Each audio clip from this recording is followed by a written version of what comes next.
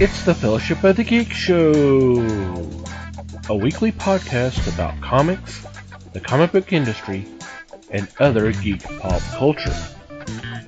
Music courtesy of Manny the Martyr. And now, on with the show!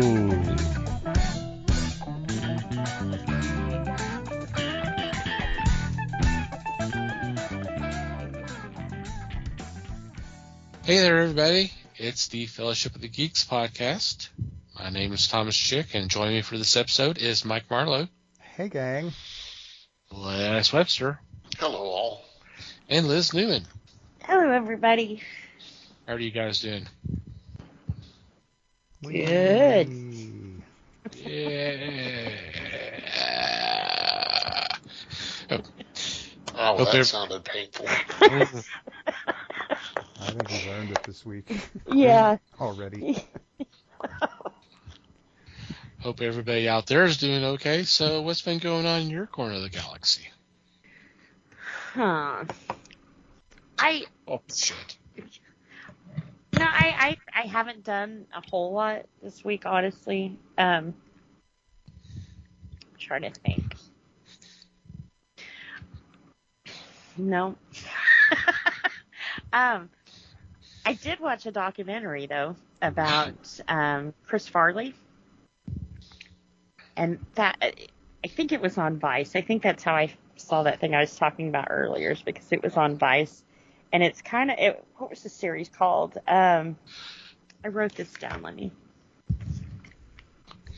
The Dark Side of Comedy. So this wasn't kind of a ha-ha Chris Farley story, you know?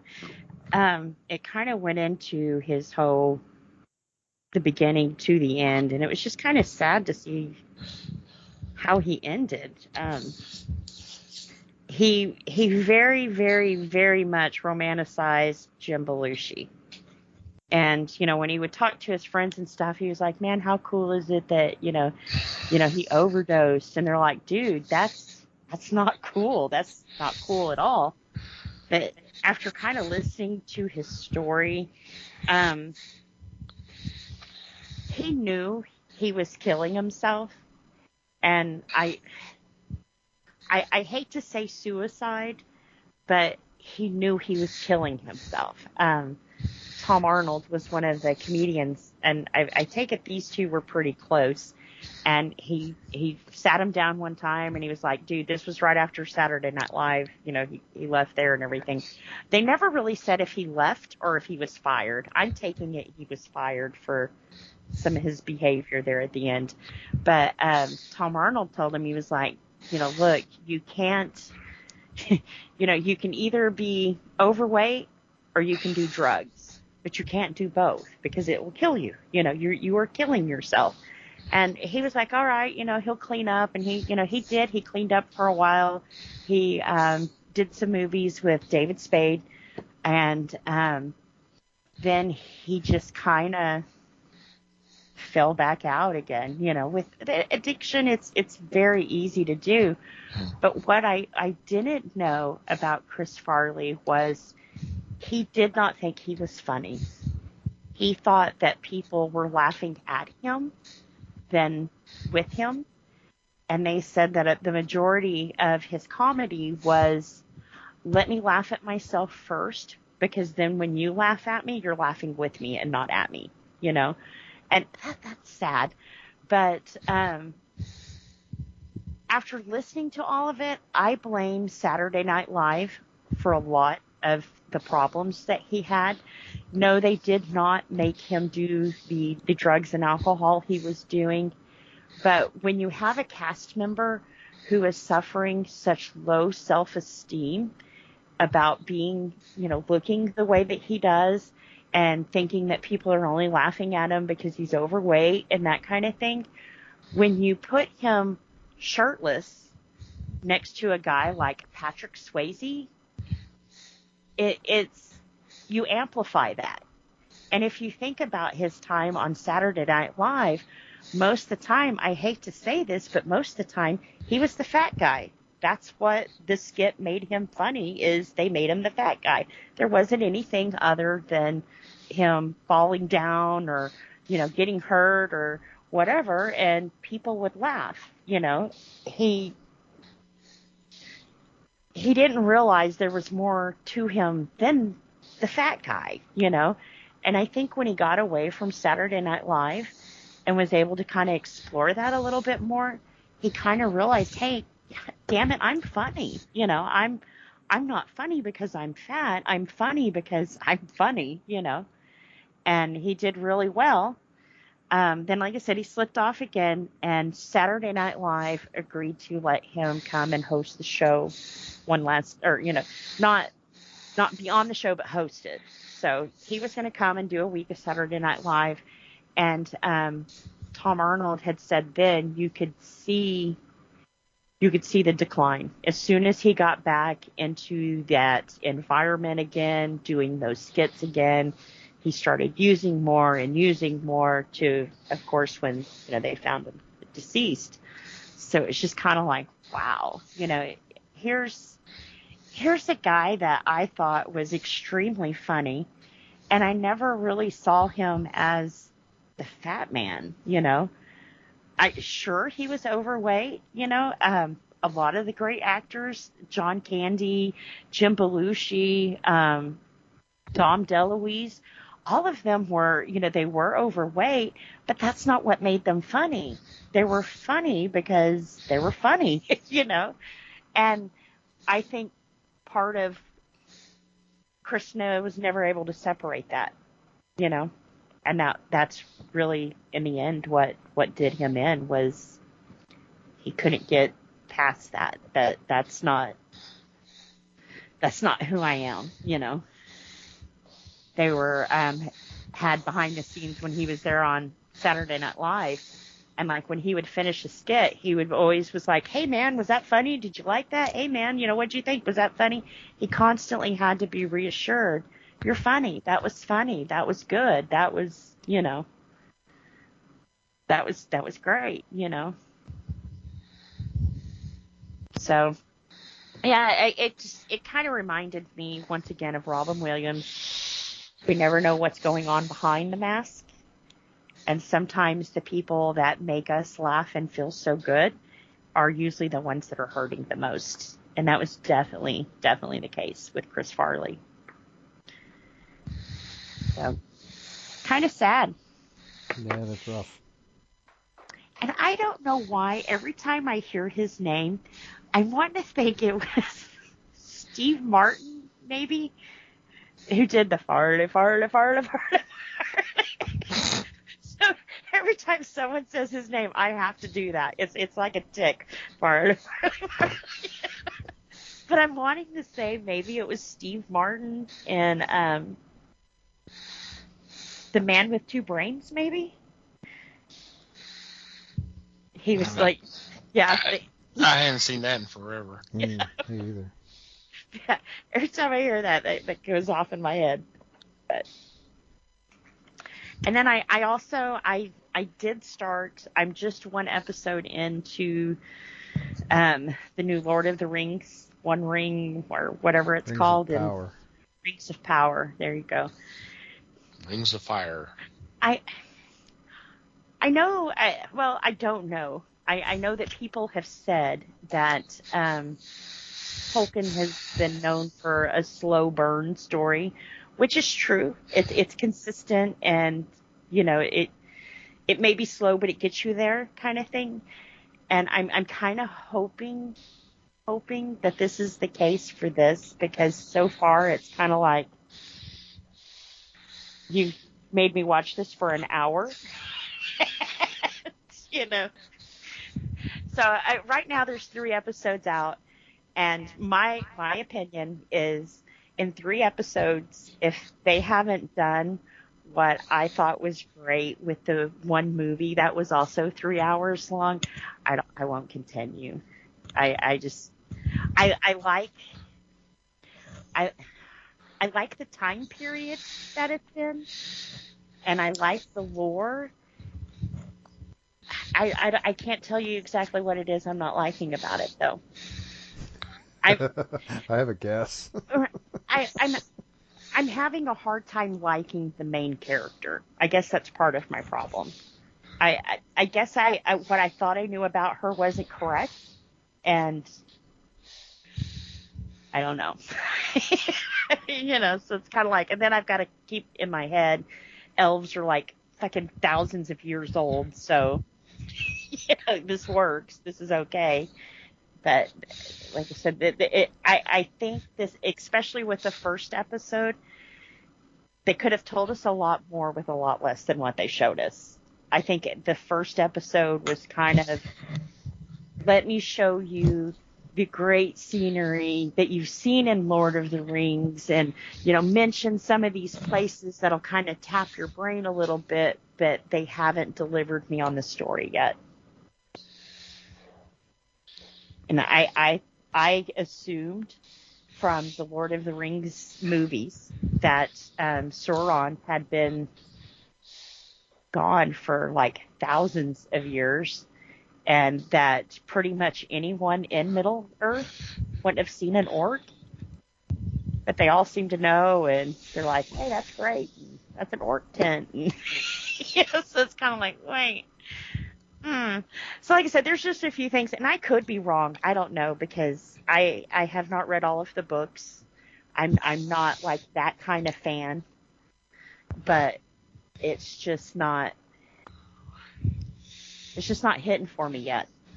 I haven't found that one character that I can latch on to and go, this is my guy. This is who I'm going to root for all the way through this. They haven't shown that to me yet. I don't care that elves are black. I don't care that the lead's a female. I don't care about any of this other bullshit that's going on that's surrounded around this series right now. I really went into it with, I love Lord of the Rings, and I want to see more of it, and I want to see more of that world. And they just haven't delivered that yet. Like I said, but I'm one episode in, so usually that first episode's like fire. They bang everything, and this is what we're going to do, and set that pace for the season, and I'm not even for sure what the hell I watched. Well, I mean, that doesn't always happen, Yeah. And I was hoping it would, because from the first opening scene of Lord of the Rings, I was hooked. The way that the story was told and the visuals they were giving you, they covered so much ground in the first 10 minutes of the movie. You didn't make me sit through all this boring bullshit to tell me what she told me in the first 10 minutes of the movie. So this is kind of like a turtle's pace, honestly. It's I've heard complaints about the writing, yes.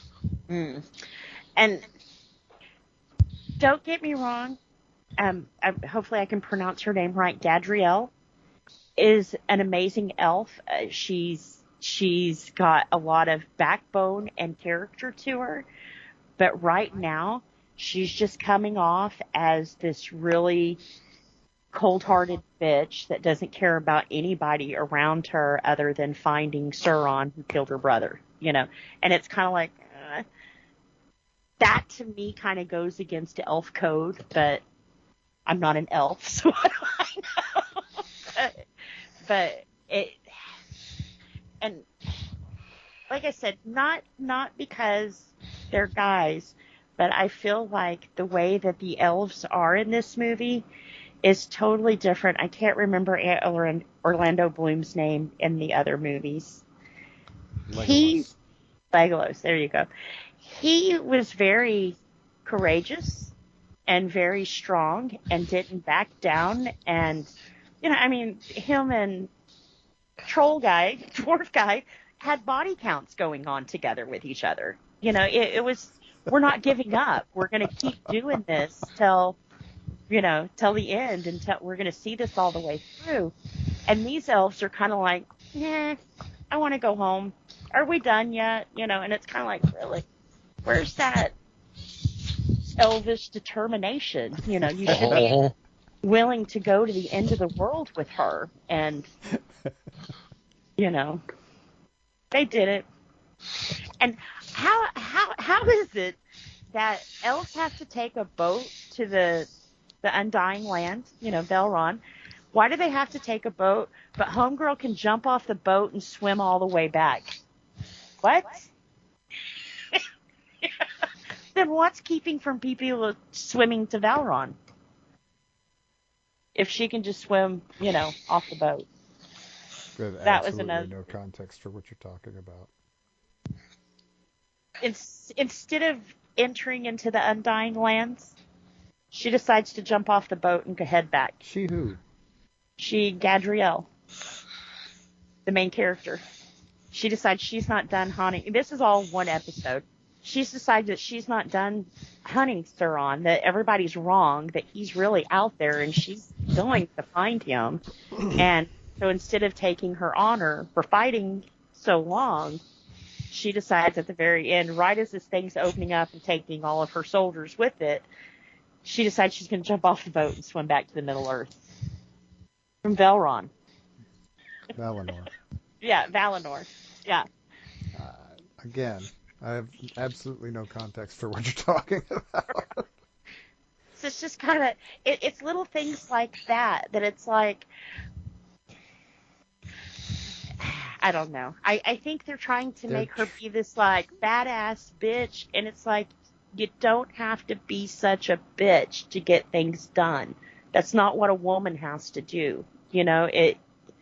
We can handle things and still be compassionate and, still have grace. And they've kind of, she's got to be, this badass, and she's gonna, and hey, that's cool. I'm all for that. Let's do it. Xena. Woohoo.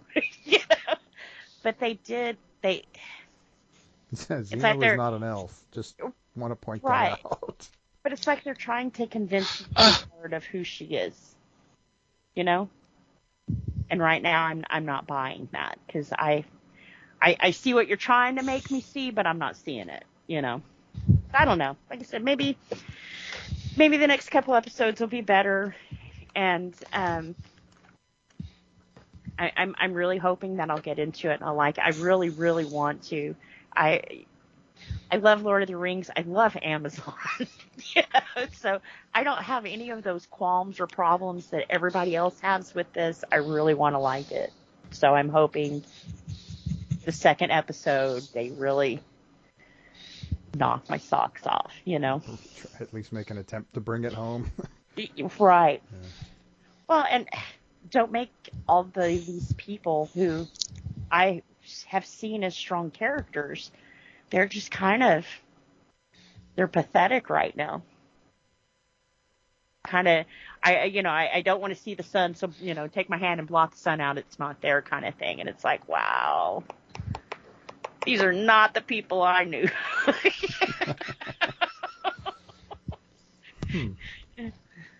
So, but it is kind of cool because we're seeing like how Mordor had come together and that kind of thing. So that's kind of cool.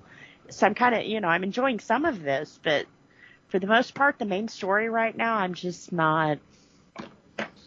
not there yet with them. Maybe they'll pull it out. But that being said, it's not in this story, but the visuals, Jesus, it's beautiful. It's absolutely breathtaking, some of these scenes. So, if nothing else, I'll watch it for that. Right. You can always push mute. Right. And I'm curious, I'll have to Google a little bit. I'm curious if this was set in New Zealand like The Lord of the Rings was. Because, like, some of this is just absolutely breathtaking. It's like, I can't imagine that there's two places like that in the world. My little dark cloud will not let me see that. So I'm curious about that. And then, God, it just left me. The Elven City. I can't remember the name, but it's not completely built all the way yet. It's still Rivendell? Beautiful. Rivendell. It's not quite where it was in Lord of the Rings, but you can see where it's going with that. So, But it's fully armed and operational. Absolutely. Right. Yes. Because, well, when the elves left Valinor, they came to that area, and right now it's not even called Rivendell. It's something else. Yeah. And it was named Rivendell later by not elves. Okay. Imladris is the elven name. I think that's what it is right now. Or is it? Or I want to say they were calling it Elrond, but it could be the guy that I'm thinking of. Elrond is the guy building it, basically, yeah. Okay. I think that's what it's called right now. But it's not there yet. Like, she's walking through the like the cemetery and the trees that they put their likeness in the trees. That is gorgeous. But even that isn't quite where, of course, because it's thousands of years later from where we saw it. But it's kind of neat to see the beginnings of this stuff.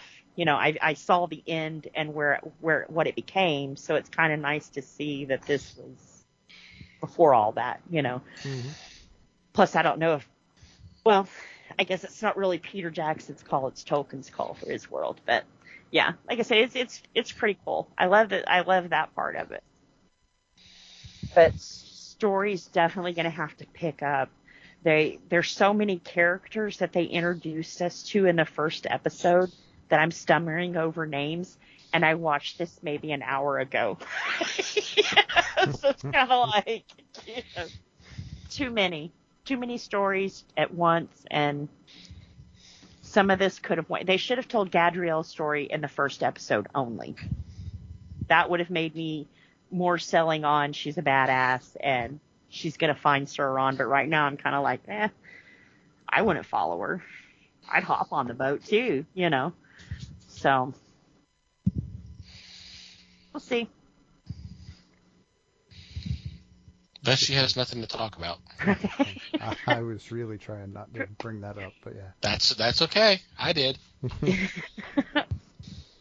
Well, and if anybody has seen it and you have maybe something I've missed, if you'd like to hit us up on our Discord, and like I said, I'm wanting to love this. So if you saw something that I didn't, please let me know.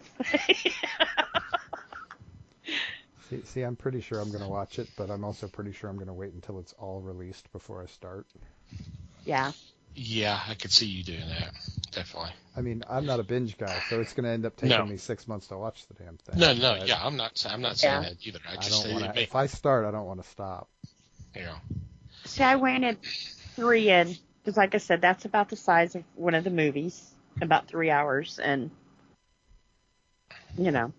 Mm-hmm. I know a TV series, it moves at a different pace than a movie does, but they covered a lot of ground in the first movie. And honestly, Tolkien is going to be, anything even vaguely related to Tolkien is going to be a much slower story than probably would jump out at you normally. Yeah. Yeah. And but like I said, with the Lord of the Rings, just the way that they started that, it was kind of like, whoa. It may have been slow, but they grabbed you and you wanted to stay there, With this, it's kind of like, how much longer do I have? I know in the last 15 minutes, something's got to happen, and I keep waiting for that, and it didn't happen. So we'll see. Yeah, one of the things that I mean, the idea of getting away from episodic television means that you're getting away from episodic television, which means you're not going to have you may not, I'm not going to say you're not going to, but you may not have a beginning, middle, and end of each episode. Yeah. True. Which will make it harder for people to pick it up. Yeah. After the fact, for people to move on to the second one. Which is part of why I don't want to watch it until it's all out, because I don't want to get stuck in that. Yeah. Like I said, I won't spoil it for you. So that was all one episode that I talked about. That's all I've seen. Mm-hmm. Which most of that was in trailers anyway. Yeah. Now, there is another elf that is like a watchman, And I think actually people are hating on him, and I like him. But he's not supposed to be the main character. So you can see where the problem is already. He's made me fall in love with the supporting.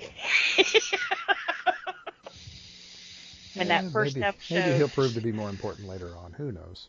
Yeah. I keep watching to find out. I took this as her story. So I really think they should have made that first episode just her.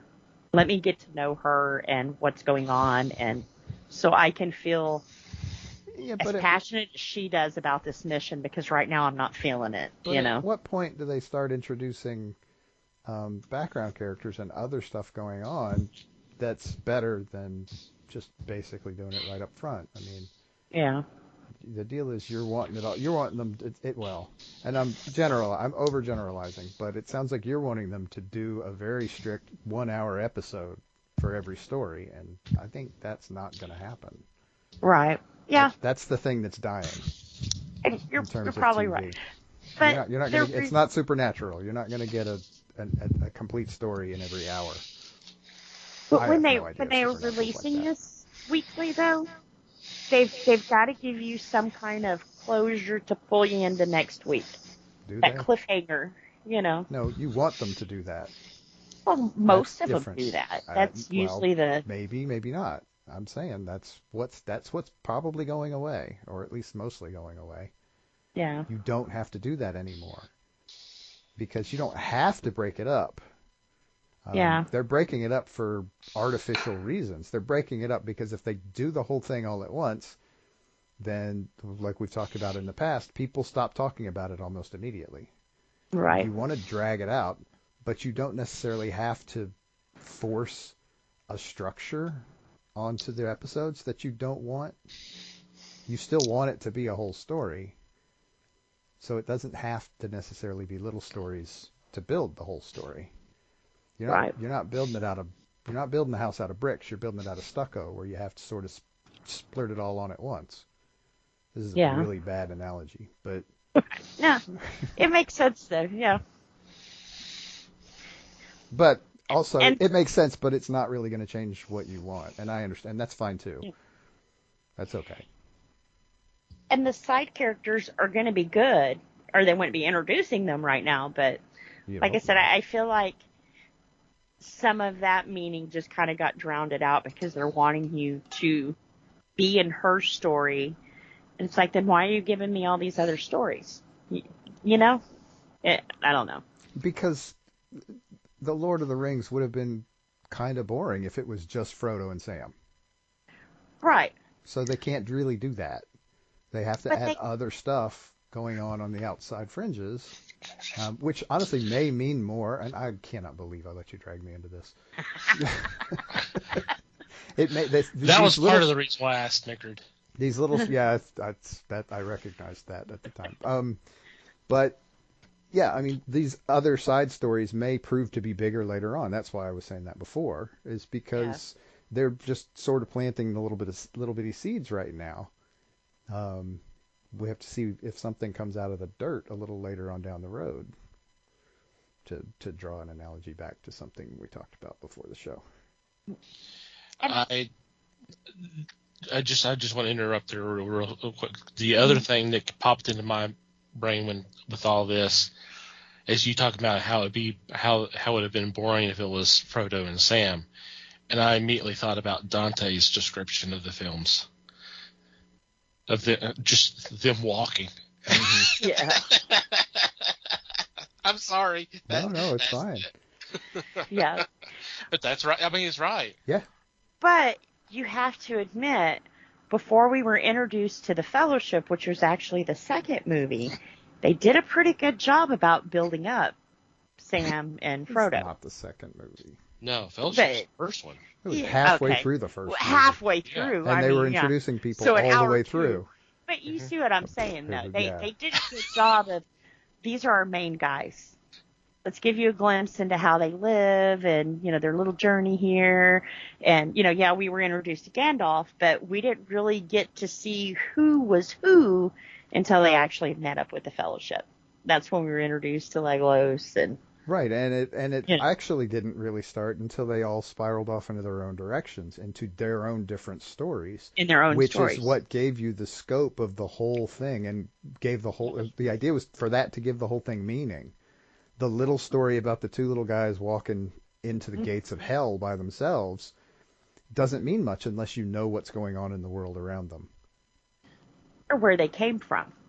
They sold Well, me on. I was there all the way to the gates to the, because they sold me on that friendship. They showed me that was his world, and he walked outside the the fryer. Or, yeah, right, he but jumped out of the frying pan. Wait a minute, this analogy's not working either. the fryer wasn't it the Les, fry help us out. the Shire. The Shire. There we go. Shire, okay. Yeah. The Shire was their world. That's all they knew. And in the beginning, we get to see that. So when he takes on this mission, it's kind of like, wow, you're really pulling for him because you saw how the little guy lived. Right, You you saw what a sold me wonderful on it. place that was. Yeah. That's why they did that. Was And to the sacrifice. right, he's sacrificing himself to essentially save his own little world, which he then will never be able to experience again as it was. And then after you've built me up to that, now I get to see the supporting guys and who's his team, and that works. This right now, it's kind of like watch her and oh wait, watch this little Harefoot is what they're calling him, I guess. Harfoot. What's the difference between that and a Hobbit? They are basically kind of to Like call it nomad? to call it a subspecies is probably a little strong, but that's kind of the idea. It's Okay. like a different. I mean, it's hard to get into really, but I don't want to. I kind of it's the kind of thing that I don't want to describe it poorly. Right. But yeah, I mean they're just a different type of hobbit. Different They're species. still related. I'd almost make it out to be more like regional differences. Okay. Okay, that makes sense too. Because this group does seem more like traveling nomadic kind of people than what the hobbits they're not were. the ones that are buried deep into the Shire. They're the ones that are like on the edges Yeah. and dealing with the outside world more. And that's kind of cool that we're learning about them because they didn't really touch on that. So, Right. But yeah, There's like I a said, lot there's of stuff they didn't touch on, but yeah. there's things I want to like, but I don't know. Right now, it's just a little. Like you said, 3 episodes. Give it a chance. Yep. If you're done at 3 episodes, you're done at 3 episodes, and that's okay too. Yeah. Because I gave it a chance. But I am going in. And with then a later good on, mind. I will watch it, and then I will tell you why you're wrong. But Right? No, I'm kidding. I'm kidding. No, and I look forward to that because, like I said, I would love to hear different opinions on this because I don't know a lot about the background of Tolkien. So if I'm missing something, please let me know because I would love to know. I love his world. I love the characters he has poured his heart into in this world, and I want to like it. Right, and one of the things to keep in mind too is that this is not something Tolkien wrote. Right. It is definitely being written, or they're trying to write it in this sort of the same style and in the same world, but he didn't go into detail into this time frame. Yeah. At any point, at least not that I recall. If he did, it was a very small piece of some note somewhere. So, and I mean, like see, you the get like things the I elves felt- that are thousands of years old. I mean, Galadriel's a big part of the world as it is, but Yeah. so how that's going to play out, it will be interesting to see. But I mean, individual little characters, many of them are probably invented just for this, and certainly not by Tolkien. Yeah. So, whether that excuses anything or not, I don't know, but we'll see. Have to watch it to find out. So I'm definitely gonna watch. Like I said, 3 episodes, and we'll see. And it's not horrible. I do feel like people are being assholes for no reason. It's not horrible. I'm having a hard time getting there. When you like something, it just clicks. But this is kind of. Mm-hmm. The slow click. Right. It just hasn't clicked yet. That's all. Yep. It'll get there. Or it won't, and that's okay too. Yeah, that's okay too. Should I just jump in here and take over? Is Yeah. that what I should do? Please. Yep. I'm like, shut her up. Mine won't You're take right. long, thank God, because good Lord, we're Thank Christ. going in a while, right? My week has actually, pretty much my whole week has been taken up with next month in terms of the show. I watched another one of the movies for next month, and I've been dealing just today with some other issues about scheduling and all that, trying to put together our all the horror bonus episode is proving more challenging than it has been in the past for various reasons, and I'm sure we will explain them at some point, but I'm not going to spoil anything now. We have plans within plans at this point. Whether any of them pan out, there will be an episode. Don't get me wrong. I'm not saying that the whole thing's falling apart or anything. I'm just saying that I'm not sure I'm not sure it's gonna be fun. I'm not sure who's going to be involved and what's going to be involved at this point, but we will figure it out very soon and get things rolling, and it will all be jibbity great. It could be 4 of us. It could be 7 or 8 of us. Who knows? Right. We'll know when that time comes. Absolutely. We're figuring it out as we speak. Mm-hmm. But we do know there won't be no duet. Damn it. There will be no duet, unfortunately. So there's a really good reason for there being no duet, Yeah, but there's a good reason. Yep.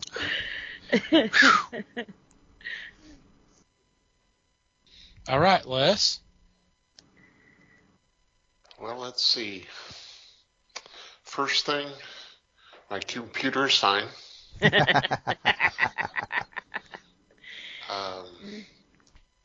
This past week, I would like to, right now, say thank you to Christopher Cantwell and Luca Casalanguida.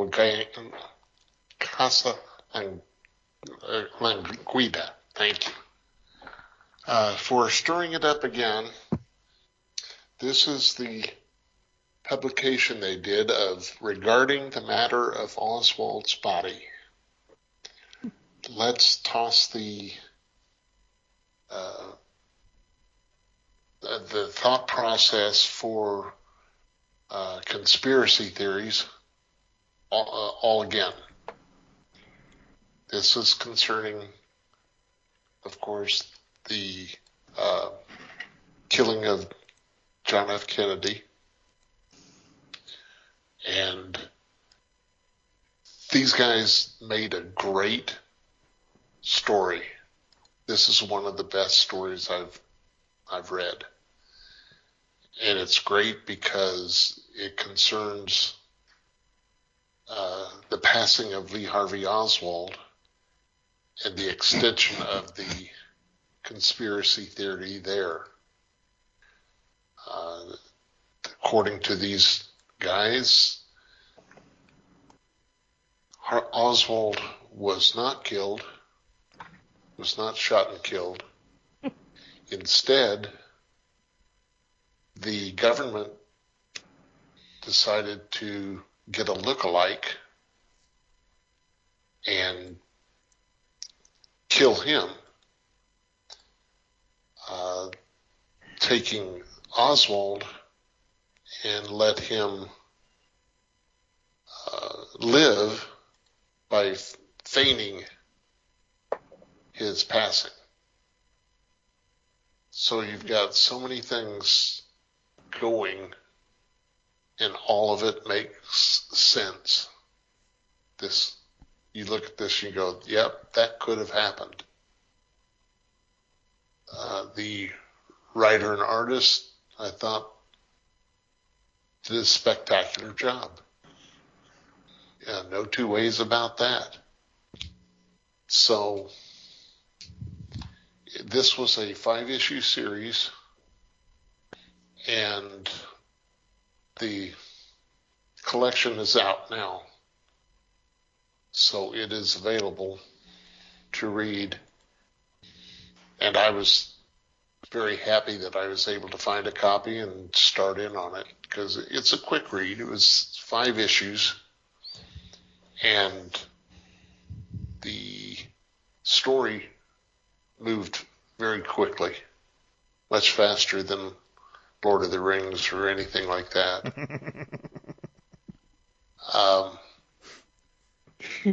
Just be ready.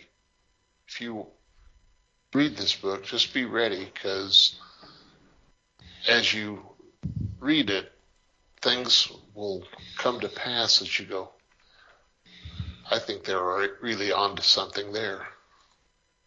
So try it out. That sounds interesting. I don't think you'll be disappointed by any means. Then also this week, I had the pleasure of seeing the original Creature from the Black Lagoon in 3D, the way it was originally shown. That's cool. That was fun. Glasses and all? Glasses and all. Cool. And not those flimsy paper glasses either. Oh man, that's part of the experience right there. That is, yeah. It's fun and amazing. So I'm so glad that the Alamo Drafthouse did this. It was a little pricey, but it was well worth it. Had a good time. And once again, I applauded at the end of the movie and started the applause, but The slow clap. people just sit there stunned. And you're going, you just saw a great film. Greatness. Yeah. But that was my week. Well, that sounds like a pretty damn good week. Yeah. That's pretty cool. I almost watched that on TV this weekend. But you saw The Blob? No. I can't even remember now what I watched. I shouldn't have, but it was like a storm, and the devil was there, and he was like making everybody sacrifice their children. it was crazy. It was like, what the fuck am I watching? Yeah, that's kind of what we're all thinking right now. That doesn't ring a bell for you guys? He's like the devil in disguise, and he's making them all like sacrifice their loved ones and You're going to stuff. have to narrow it down to a decade or something. Cause Black and White, I believe. I want to say it was called The Perfect Storm, but I wanted to say that had Mel Gibson in it, and this didn't. But it was pretty much like a storm. You know, that's kind of what shut this whole little town down, and yeah. Now I'm going to have to find the name of it. Yes, please. Perfect Storm with George Clooney. Yeah, Yes. that's or George Clooney. Did I say Mel Gibson? You did. Yeah. Yeah. Yeah, that was Clooney and Diane Lane, if I'm not mistaken. And it wasn't Black and White. It was Turn No. of the Century. It's Stephen King. Ah, Yeah. there we go. Mm. Never heard Because of I it. liked it. Because I was like, it kind of reminded me of Needful Things, where the shop owner was really a devil and they were selling their souls kind of thing. But like I said, there, and then after a minute, it was kind of like, I don't know.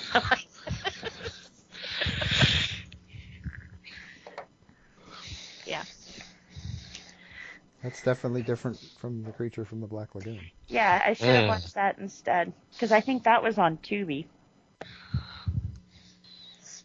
And then this came on TV, and I The Blob's changed my on mind. TV too. Yeah. I don't think I've seen that one. Or whatever. Lord. Whatever. Uh-huh. How about you, Thomas?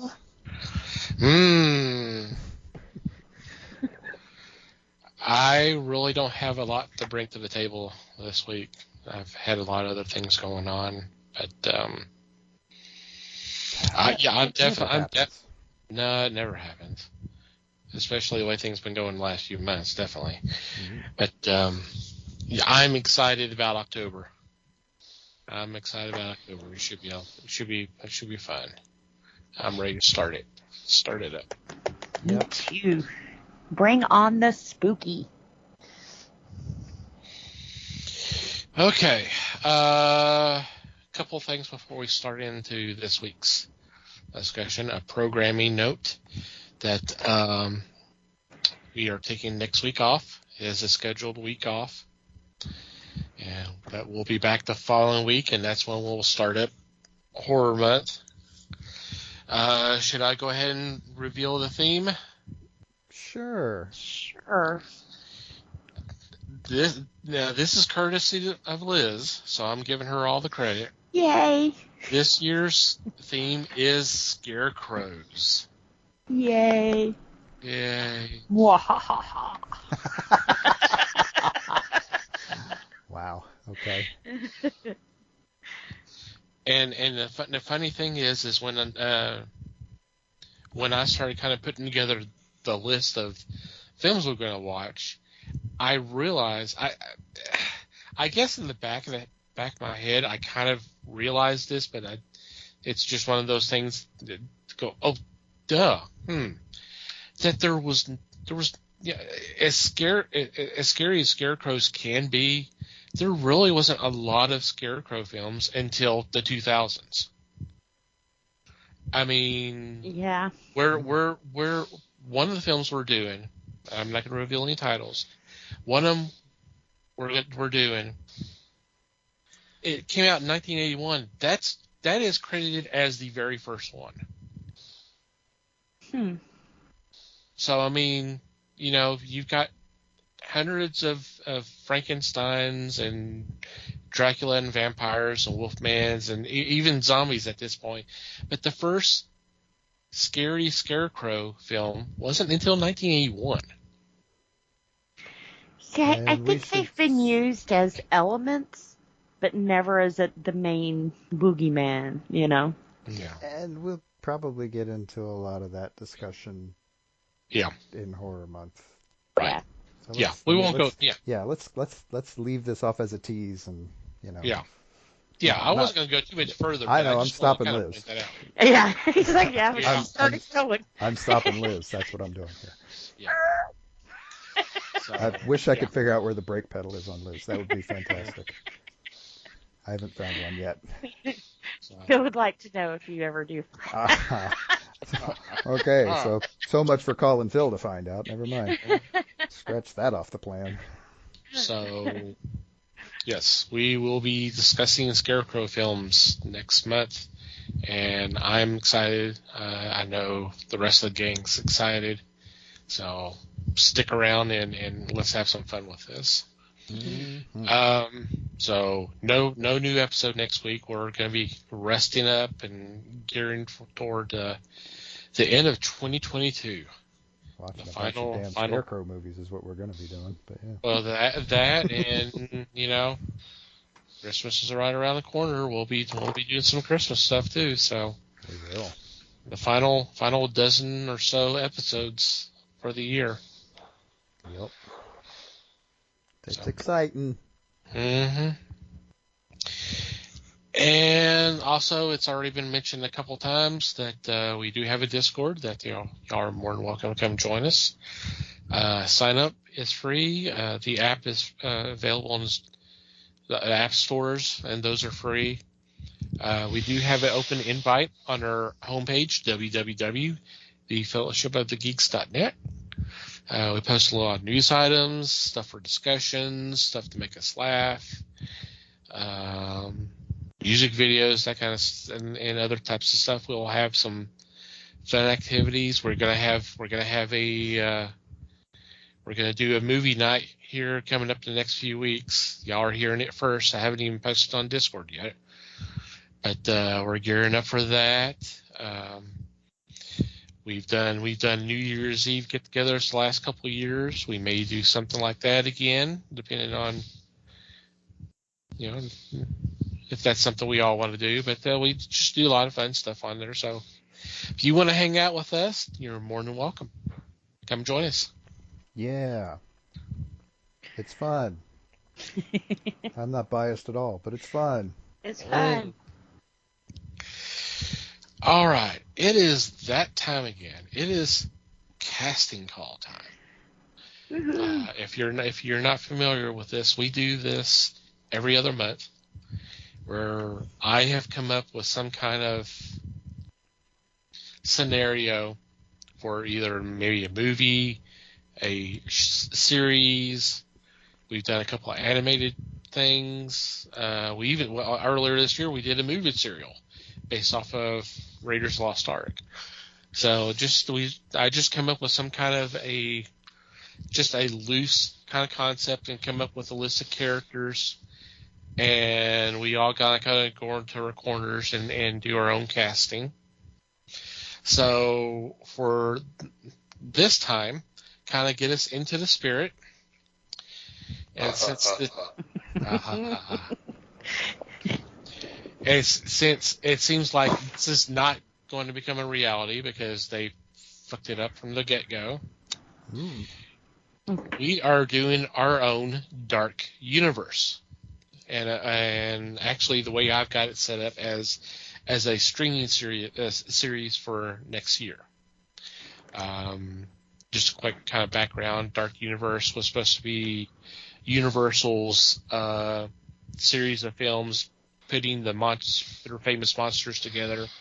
Although from everything I've heard, was supposed to be more like a Dark Marvel. So they're all going to be like heroes. I was like, where's the fun in that? These are monsters.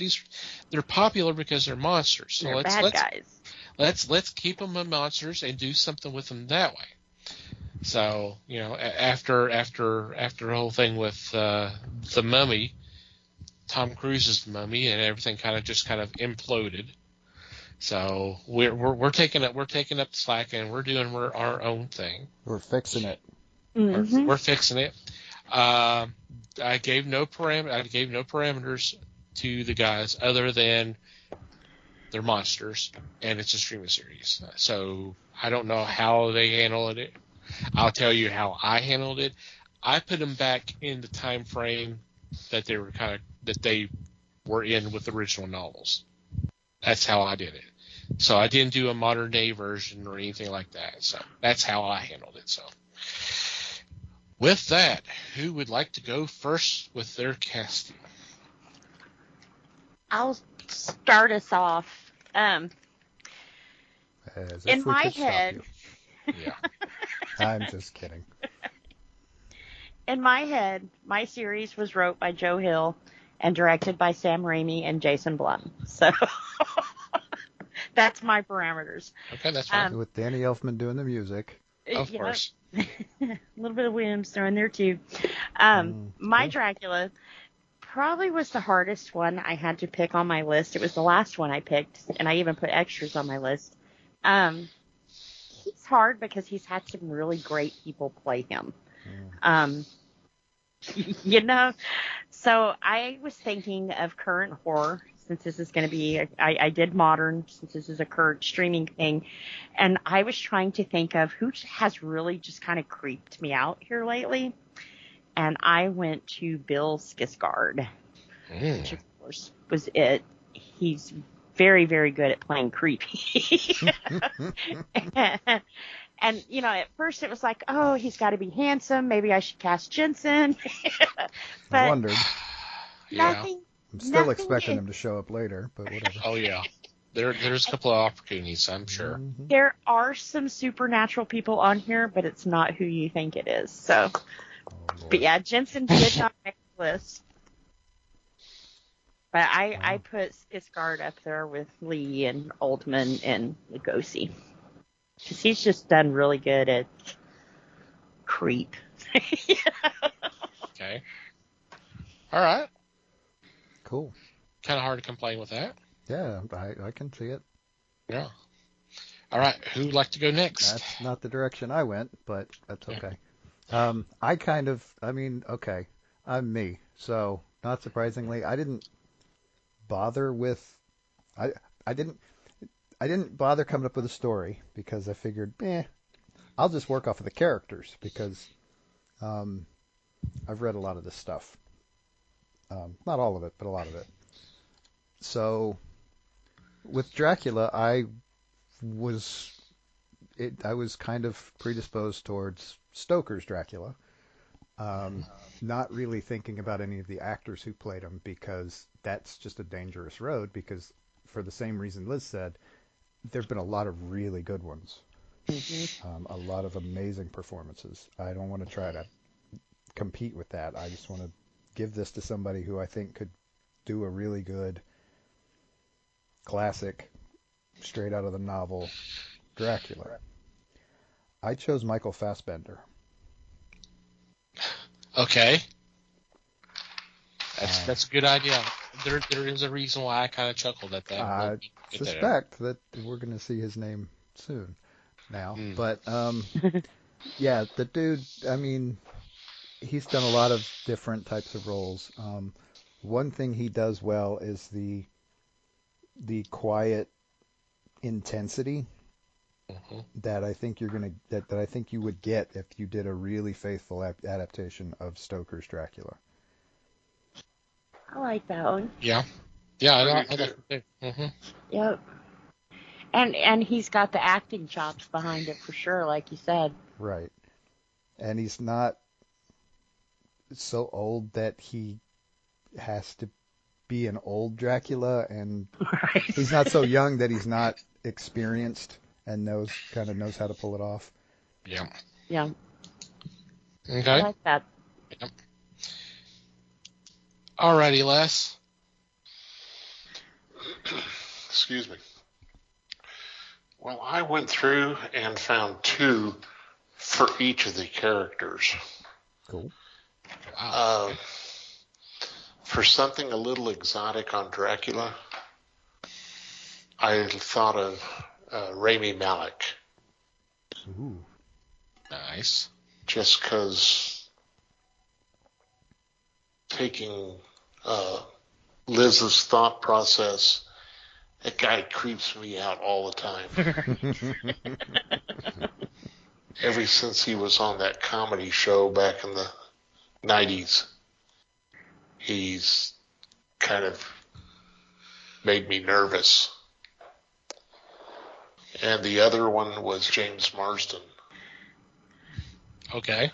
Yeah. I just have a slight affinity to Marsden because of his acting chops. Interesting idea. Yeah. Definitely. Yep. I wouldn't have thought of that, but it's interesting. Cool. Okay, for my choice, I went with someone who, if you look over his career, there's been a few times where he's kind of played the bad guy, and he's shown some intensity, but he's also kind of done the suave and debonair and that kind of thing. No, I didn't go with Fassbender, but I went with James McAvoy. Ah, yeah. Yeah. Cool. I like that. I like that choice. Me too. All right. Let me do a little bit before we go to our next choice, and because I want to do my reasoning, I wanted to change it up a little bit. So instead of having Frankenstein's monster, we're doing the Bride of Frankenstein. So that's the reason why I added her to kind of switch it up a little bit. Cool. Mm-hmm. So, Liz? I went, the person I picked, like I said, I tapped into my horror movies and stuff to find these people. She has been so impressive on American Horror Story that I cannot believe it is the same Stella that got her groove back. And so I picked Angela Bassett to be the Bride of Frankenstein. Okay. Wow. Cool. He said she has been so amazing on American Horror Story. Oh, she was good before that. Yeah. Yeah. Well, just in the horror genre, though, because other stuff, like I said, Stella got her groove back and Black Panther and that kind of thing, that I had to know that she could do horror. Yeah. She's proven to have a lot of range Mm-hmm. for a lot of her career. So yeah. Yep. Cool. Alrighty, Mikey. Okay. So I specifically went with someone a little younger for this because, again, if I'm starting with the books, in the original Frankenstein, Elizabeth was Victor's younger adopted sister, sort of. She was kind of a distant cousin who the family adopted and was raised kind of with Victor as almost not quite a little sister, but not bad. So it gets a little weird and incestuous because that's the way things were back then. But so the deal is that the character she's quite a bit younger than Victor, who we'll deal with later in the form of Henry, because that's what they called him in the movies and whatever. That's fine. So the person I chose to play her is Anya Taylor-Joy. Okay. Because she's pretty young still, and she's done some stuff. And again, I had to go with an intensity thing. I'm not exactly sure what this character would look like because she's not really addressed as a character much. Yeah. At any point, really. Right. Book or movies. But it'd damn sure be fun finding out with Anya Taylor-Joy. I like that one. Yep. She's done some good scary stuff, too. Mm-hmm. Yeah, delve into that and see what you do come up with. I can understand your choice. Alrighty, Les. For me, I've got two actresses that are, well, they've been leading ladies. I look at Blake Lively and Jessica Alba. Okay. Okay. A kind of distant type actresses. Something different for them. Okay. And like Liz was saying about her choice, you wanted to find somebody that could pull off the role of a monster. Yeah. And side note, this was something I always said about William Hurt to my wife. I said, he needs to get out there and do a comedy, which he finally did with Broadcast News. And that was, for him, to me, that was the point of him becoming a great actor, because he had done plenty of serious roles. Yeah. But this was his first big chance at a comedy. So yeah, Liz, I agree with you. Oh. Did y'all hear that? Did you record that? No. No, we didn't. I'm writing it down even as I speak. Oh, I did. I'm It's in certainly my notes. cutting it out now. I mean, geez. Yeah.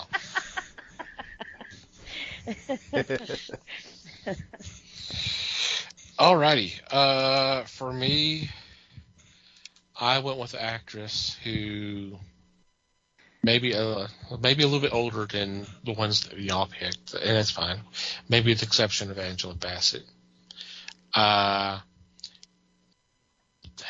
Has done some horror in her past, but I don't know why her name came to my mind when I started working on this. But I was like, oh, this could be cool. I think she could have some fun with it, especially like you said, Mike. It's a little bit of an open book for the character. Mm-hmm.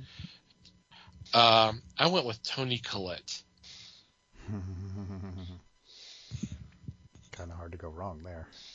Yeah, She's good. she is very good. She is. Yeah, a little bit older. I can understand that. And she can do creepy. Yeah. Yes. Very well.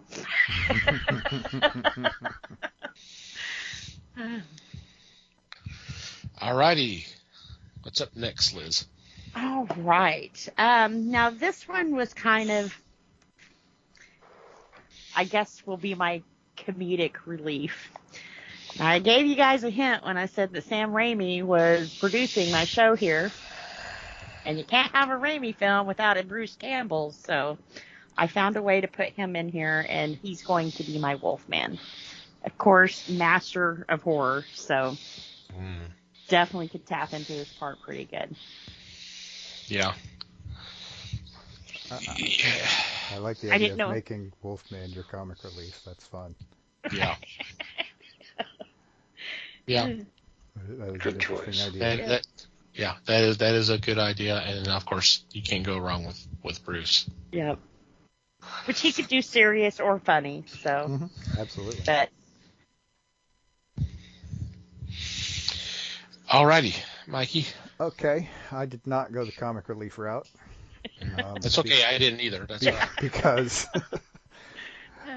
Because I mean, I kept getting drawn back, and I swore I wasn't going to do this with Dracula, but I ended up doing it with Wolfman. I kept getting drawn back to Lon Chaney, and some of the performances, and so the way he made the character his own, which I wouldn't necessarily strictly go with that, but I wanted to give this to someone who could do something like that, who could get into this thing and make it his own.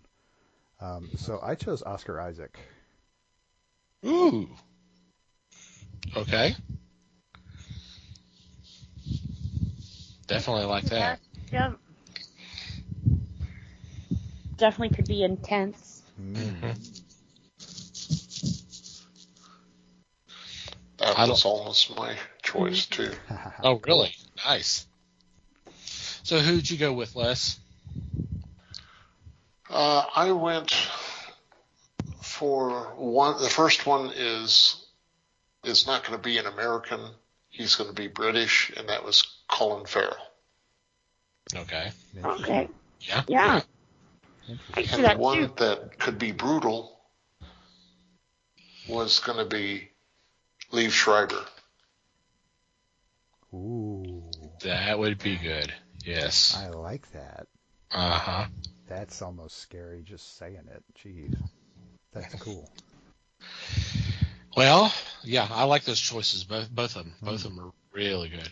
Yeah, very interesting. I like how different they could possibly be, and that they would both still work great.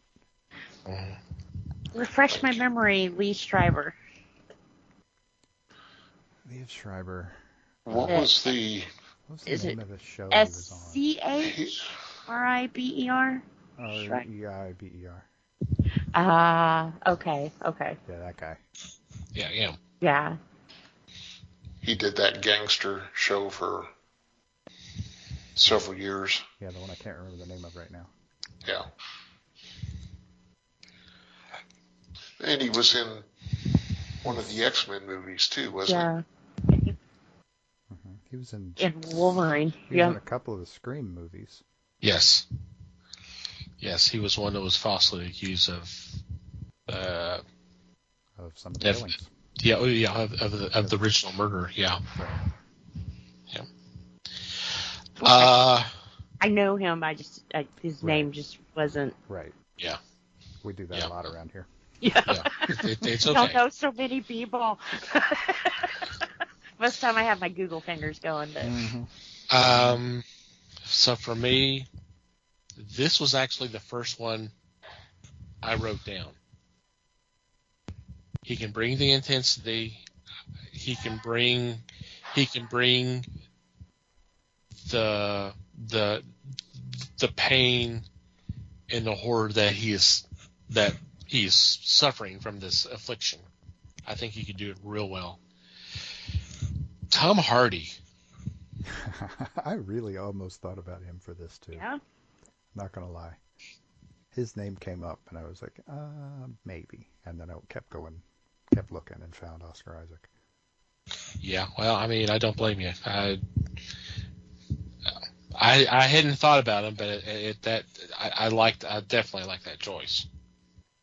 Yep. So It would be fun either way. Yep. Yeah. Alrighty. Next, Liz. All right. This one I cast out of order, so I'm not really for sure. I guess because of who I cast before him was kind of stuck in my head. But with Dr. Jekyll and Mr. Hyde, you have to have someone who can play a gentleman and then someone who can play a total freaked out monster. So thinking, this isn't really horror, but thinking of someone who could be good at a dual personality, I went with Robin Lord Taylor. And solely from his work on Gotham. Just the way he flipped the script so quickly a lot of times, it was like, wow. Sometimes he looked defensive, and, the other times he'll cut your throat. So I thought he would be perfect for Dr. Jekyll and Mr. Hyde. That's an interesting one. I can kind of see that, yeah. Yeah. That's cool. Yeah. But you'll see why I cast him here in a minute. Oh, okay. That's fine.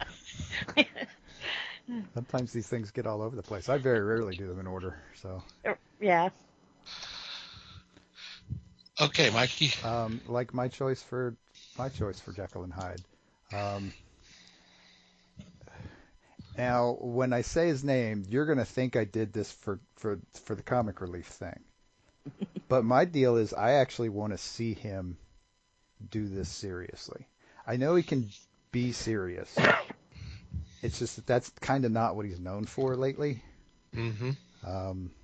Or ever, really. But I know he can do it.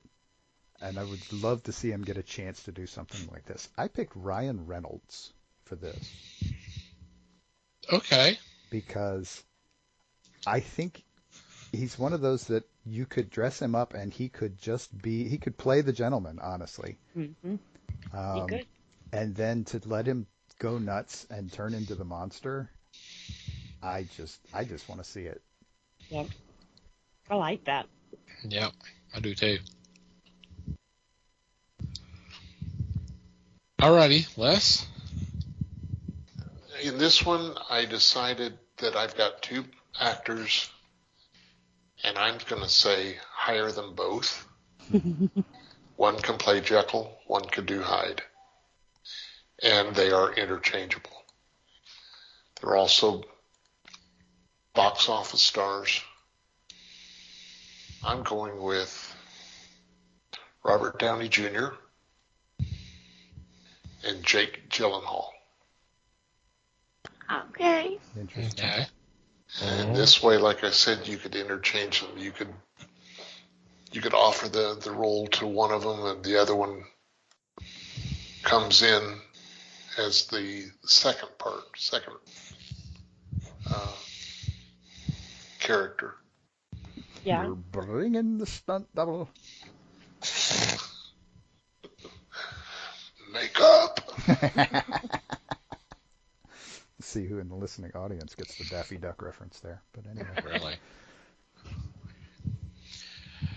Alrighty, for me, when I was kind of going through this, I saw his picture, and I thought, That would be interesting. Definitely could handle Jekyll. I'm pretty sure he could handle Mr. Hyde too. It would be great to see him do both. I went with Idris Elba. Okay. Sorry. Cool. I think you could do it. Oh, totally. No question. Yeah. That would be stretching his capabilities. I know he can do it, but I'm just saying it'd be such a challenge for him. Right. Like it. Be fun to see him try. Mm-hmm. Yeah. Absolutely. I like that. All right, for the next one, the reason why this one was chosen is I try to keep them all in the same kind of time frame loosely. That's why I picked something out of left field. So, with that, Liz, who are we casting next? Okay. This character, they say that the Joker is actually inspired by, and it's the man who laughs. So, that stuck in my head. I was thinking, who's done a really good Joker here lately? And the only one that pops out in my head, when I think Joker here lately, he's the guy I see. And it's Cameron Monaghan? Monahan. Monaghan. Yes. Silent G. Yeah. Just the smile this kid normally carries just naturally would be perfect for this. So that's who I cast. And he's shown he can do psychotic.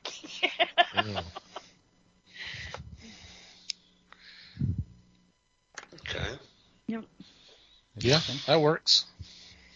And then I cast him before I cast Robin, and that's how it was kind of like, well, I'll go with another Gotham guy.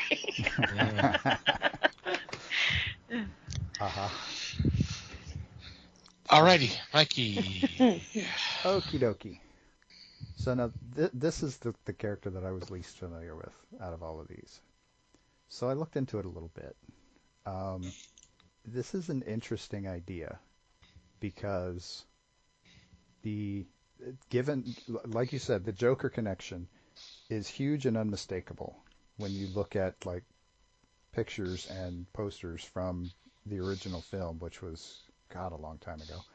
Mm-hmm. But that's not really what the movie is. And so what I think that does is that gives us a lot of room to play. Yeah. And so that was the other reason I kind of chose him, because you can it's a little bit of a blank slate. Yeah, you can go anywhere up and down that spectrum, or just jump the hell off of it entirely. Mm-hmm. So I made another pick here where I want to hand just a really vague idea to an actor and tell them to go nuts, literally and or figuratively. So the person I ended up choosing for this was Jude Law. Okay. Because I mean, initially the original character from the book was kind of a given up as a child. He's the child of a noble family who was given up and had gotten adopted and was raised kind of in a carnival atmosphere, like a circus type thing. So you've kind of got the inner nobility thing that you can play with, and you've got, I mean, it's with a carnival setting, you can go as crazy as you want. So let's see the Jude Law do crazy. It works for me. Same here. Very nice. All right, Les, your choice.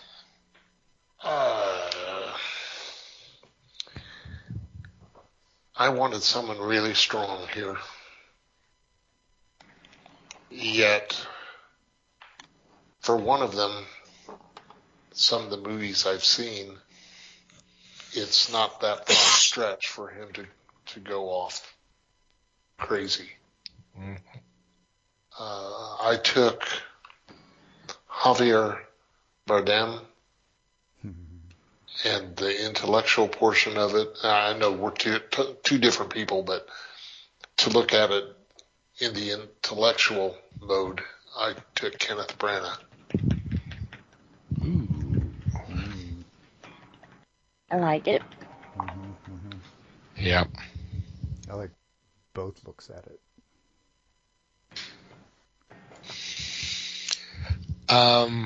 For me, yeah, I get the whole Joker thing, and I think that played a little bit of a part in my casting. Not because he's played Joker, but honestly, at one time, and I'm sure he still can, did an incredible Jack Nicholson impersonation. I went with Christian Slater. I like that. Of course, yeah. That is interesting. It fits. That is interesting. I like it. Of course. Yeah, no kidding. 80s teen heartthrob or something. I don't know. Something. All right, Liz, who is next? All right. The next guy on our list is Abraham Van Helsing. Now, I wanted an older guy, and I got to tapping into my horror vibes again, and it was like, oh, what about Anthony Hopkins? He's pretty good at playing a creep. And it was like, well, duh, he's already done this. Couldn't go that route. So instead, I was thinking, okay, who else could be kind of creepy that could wrangle death, you know? So I went with Mr. Death himself from Supernatural. Here's my Supernatural casting. And I went with Gillian Richings, who played Death on Supernatural. Of course, he's been in a lot of other horror stuff, too. Shit, and I closed my page down. You like that? Yeah, he's done a lot of horror movies, Wrong Turn, Spare Part, that kind of thing. So he's known for horror, and he did play a pretty scary Mr. Death. So Okay. Cool. All right, Mikey. Okay. So yeah, like Liz, I wanted to make sure I got somebody a little older. I didn't want to go as old as Anthony Hopkins, obviously, but this needed to be somebody who had some miles on him, worldly wise, and we're now going to find out why I laughed when Tom said something earlier, because I chose Idris Elba for this. Nice. that's cool. Yeah, I can see it. I could Let's too. see Yep. it. Totally. Very cool. Alrighty, Les. For Van Helsing, one of these is going to surprise you. First one I'm going to say is Viggo Mortensen. Okay. Cool. Yeah. I like it. Yep. And the surprise one is Gary Oldman. Cool. Sure, why not? I mean, he's been on the other end of it. Why not? Let's see if he can pitch as well as he can catch. Right? I like it. Well, I mean, and he's a no-brainer anyway. I mean, geez, Yeah. he's just Amazing. so good. Yeah. Just about anything he does. Mm-hmm. You could hire this guy to play a 6-year-old girl. I'm not kidding. And he'd And he'd win an Emmy. Right. Yep. He'd pull it off. Yeah, Les, I like that idea so much. That was actually my choice. Glad I could help. It's funny because I put the name down, and then it dawned on me sometime later. Wait a minute. He was Dracula in Dracula against Van Helsing. It didn't even dawn on me when I thought I was thinking older character wise, but a little off. I'm like, that's perfect Oldman. Mm-hmm. It is. It is. It's Oldman. Straight up. Well, I'm glad I Could help you along there. You channeled your lust. No, he channeled me. In all honesty, he probably channeled me because I had this list down a long time ago. So, Tapped into the Alrighty. same ley line anyway. huh? Tapped into the same ley line anyway. Yeah, something like that. All right, last character to be cast, Liz. All right. Our last character was Henry Frankenstein. Ay, ay, ay. Yeah. Frankenstein. Frankenstein. Frankenstein. This one I wasn't for sure how to cast because when I think of him, my mind goes to Gene Wilder. Obviously. So it was like, I can't do that. And I kind of, so I went back and a little further and I saw who played him and I'm looking at the face and it was like, oh my God, this guy looks like Henry Cavill. So I almost cast him, but I thought, no, I can't do that because that's just too, to me, on the nose. So I went with the other Superman and I cast Tom Welling. Okay. Oh, that's interesting. It's also interesting to hear the chain of how this went in Liz's head. But As he was my first cast. wow. I started at the bottom on this one. But I also, it's like, why wasn't Frankenstein on here? Why wasn't the monster? And I did cast my monster. And I cast him as, now there was reasoning behind this, but I cast him as Brad Garrett. Because I figured if Peter Boyle played his dad on TV, something had to have rubbed off, and he's got the body for it. So I've got Tom Welling and Brad Garrett as Doctor and Monster. Interesting. I like that. Mm-hmm. I like Brad Garrett Yeah. as the Frankenstein monster. I think he could do a good job. Absolutely. He's already played the monster, hasn't he? Brad Garrett, Wasn't he in one of the monster movies or something? I'm pulling it up right now. I missed it if he did. My gut reaction was to say, no, that was John Shuck. But anyway. Yeah, that's Yeah, kind John of my Shuck thinking. did it That's too. kind of my thinking. Yeah. But like I said, I'm in all the horror mode. I don't. I'm not seeing anything. Yeah, Okay. he's on a lot of kids shows, but Okay. I didn't realize he did Bibbo and Lobo's voices for Superman the Animated Series. I did not realize that. Neat. So, it's cool. He'd be a good choice for Lobo. Mm-hmm. He would be. Just that voice. Mm-hmm. yeah. Yeah, I'm not seeing anything. That doesn't mean he didn't. Yeah. I'm just not seeing it. Right. He's skimming. All right. So, who's next? I think that's Is it my you, Les? Oh, it's your turn? Okay, Mikey. All right. It's my turn. All right. So again, I took this back to the book. And the thing about Victor Frankenstein in the book, I mean, like I said, Henry was a thing that happened in the Universal movies, and I don't have a problem with calling him Henry. It's just going back to the book, he was Victor.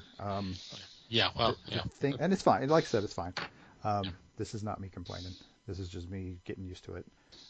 The thing about him in the book was he was basically a medical student, or just freshly out of medical school. So he's not particularly old. So after kind of looking around a little bit, I decided on Tom Holland for this role. Okay. I like it. I'm thinking let's see him do something serious and something horror related. Mm-hmm. I think he could pull it off. Yeah. Yeah. No doubt in my mind. And he could always ask his wife to be in the movie too. So. All right, Les, your choice. Well, I followed Thomas's choice on one of them, Jude Law, and the other choice I took was Matt Damon. Because we know we can play a smart guy. Yeah, but can he do it without the Boston accent? That's what I want to know. Yeah. Probably so. He'd tell you about the apples anyway. Absolutely. Okay. Nice. Cool. Yep. For me, yeah, I did go a little bit younger. I figured what action would be done in this movie would be, or this series would probably be done by this character. So I kind of sweated it there a little bit when Liz was talking, because my choice was Henry Cavill. Right. Nice. I see he has that chiseled look that the other guys. Colin Clive? Yeah, he's got the dimple Yes. in his chin. I'll give you that. I don't know That if the strong resemblance chin. goes much beyond that, but he's got the Well, dimple in his chin. To me, it was right around the eyes too. They've both got like those sunken looking eyes, that are kind of piercing kind of look. Mm. Yeah. Sure. You say so. No, I'm kidding. Yeah. It's fine. Whatever you say. Mhm. Cool. Sounds like fun. Good choices. Mm-hmm. So, did anyone else cast the monster? Since I left it off the list. I did not. I decided So the let me- bride was close enough. Okay. Like I said, I wanted to change it up a little bit. So, I mean, it was going to be all. Yeah. But looking at the older classics, Peter Boyle stuck there, and it's like I gotta work that one in. All righty. Once again, some great choices all around. Yep. Um, I'd check these shows out. Yeah. I don't know what the hell they're about yet, but I'd check them out. Well, that's not our problem. Although they should leave it up to us because we can hire writers for that. come up with something at least as good as they can. Yep. I think. Well, didn't they have a list of movies they were going to do? Oh, they had it all kind of planned out, but after the Mummy didn't do so well, they pretty much just kind of, from what I understood, now maybe with this, they had the Invisible Man here about a year or so ago with Elizabeth Moss. that maybe they might springboard off that, but I don't know, and I don't think they know.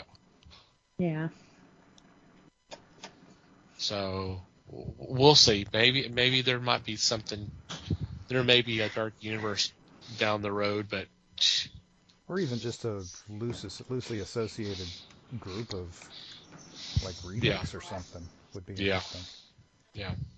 Probably Yeah. not good, but they'd be interesting. Yeah. All right. These things are always so fun. It's always interesting to see which way we go with our choices, and there's always one or two, at least one or two, that I'm going, why didn't I think of that name? Yeah. Why didn't I think of that name? See, this one scares me a little because we there's a lot of repeat names in this one by our usual standards. I don't know. Well, This is what happens when once- you leave us to our own devices, I think. But once in a blue moon, so I mean, it doesn't happen all the time, so that's all right. Yep. Who knows? With the next one, we're probably going to be all in different directions. That's most of the fun. Mm-hmm. So I would like to put the challenge out there to our listeners. okay. Bring up your own list. Let us know what you got. Yeah, hit us up on Twitter or join our Discord and you can post it there. Whatever you like to do. Yeah. So. Okay. Anything else before we take a break? I don't think so. No. Okay. Nope. Okay. All right. Well, we're going to take a quick break and be back with Geek News for you.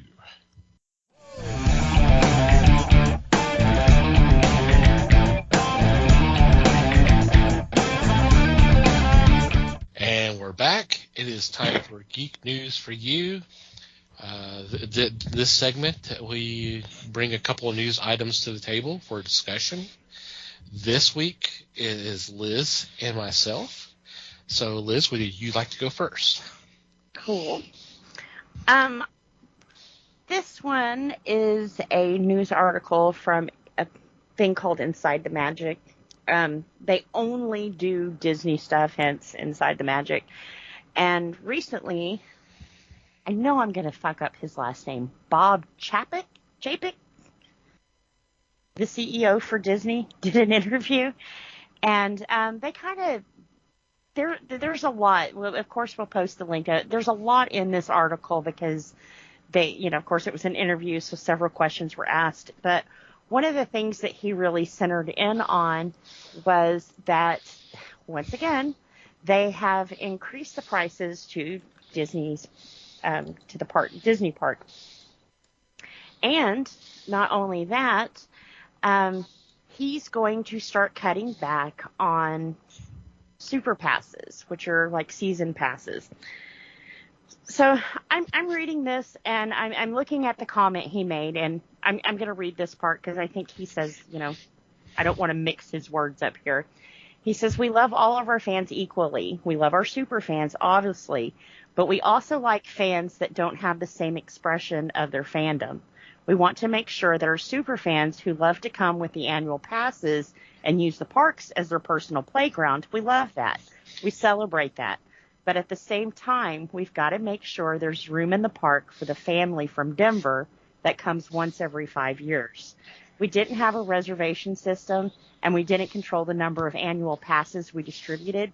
And frankly, the annual passes as a value was so great that people were literally coming in all the time, and the accessibility of the park was limited to them, and to that family from Denver would get to the park and not be let in. That doesn't seem like a real balanced proposition." Okay, I completely understand what he's saying. I do.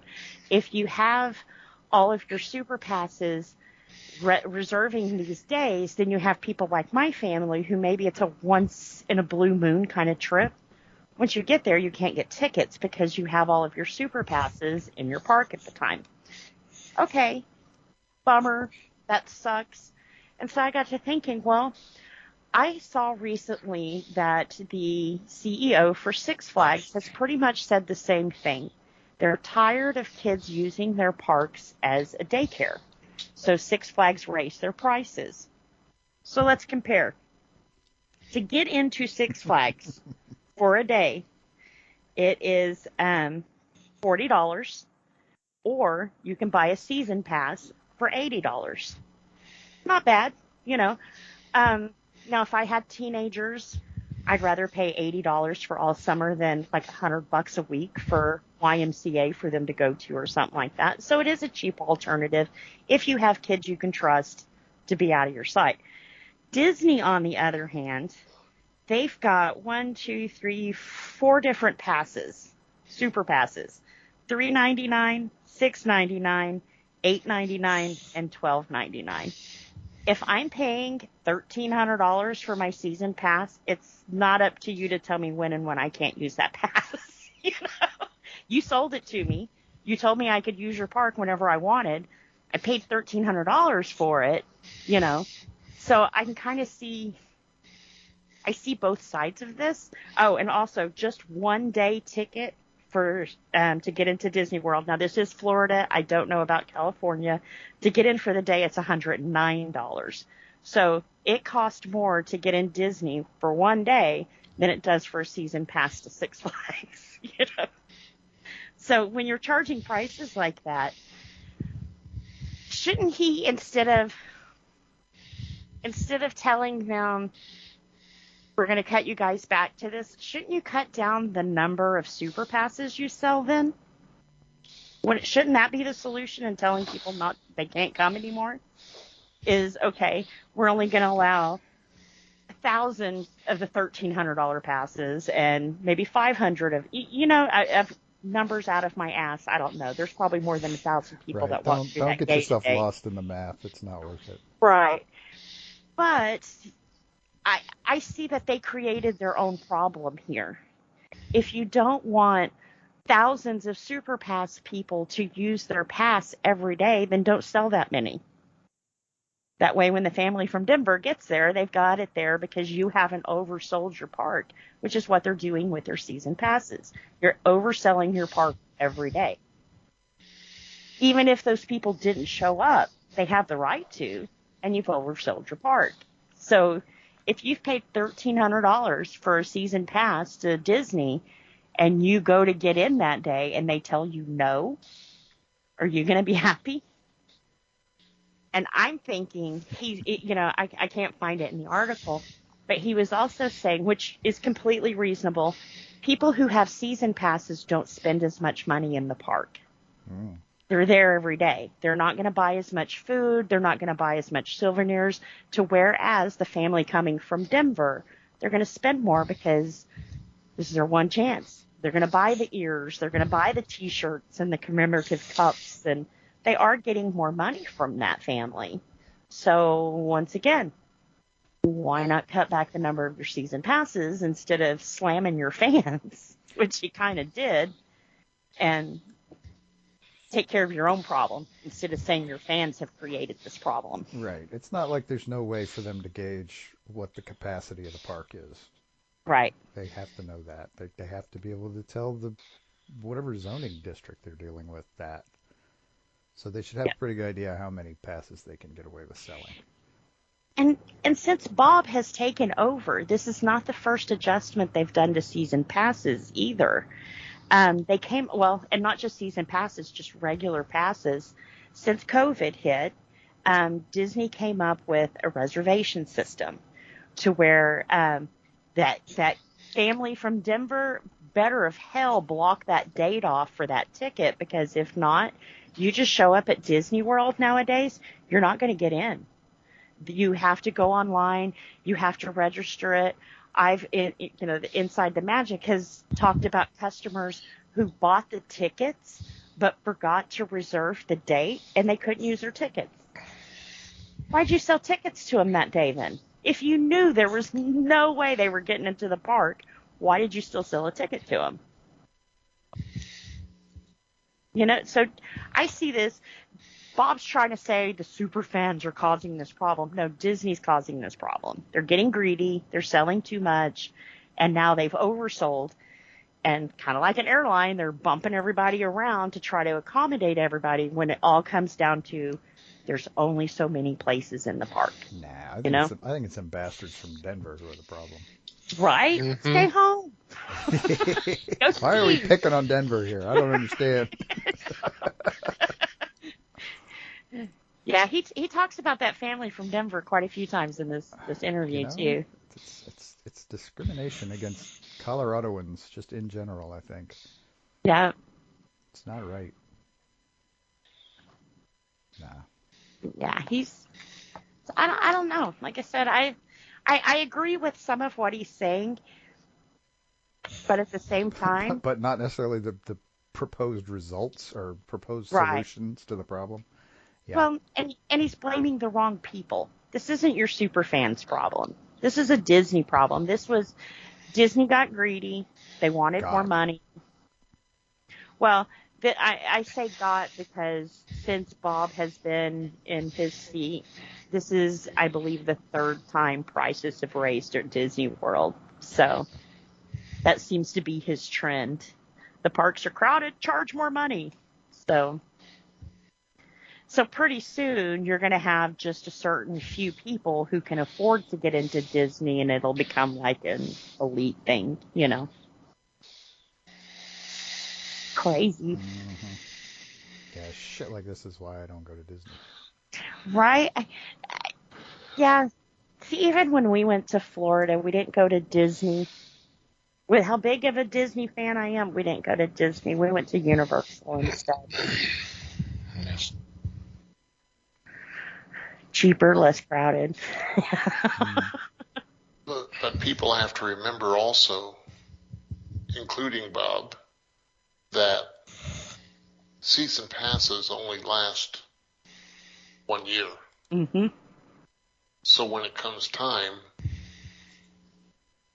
that's when you apply the brakes like you are, of what you're speaking, to make sure that they don't oversell again.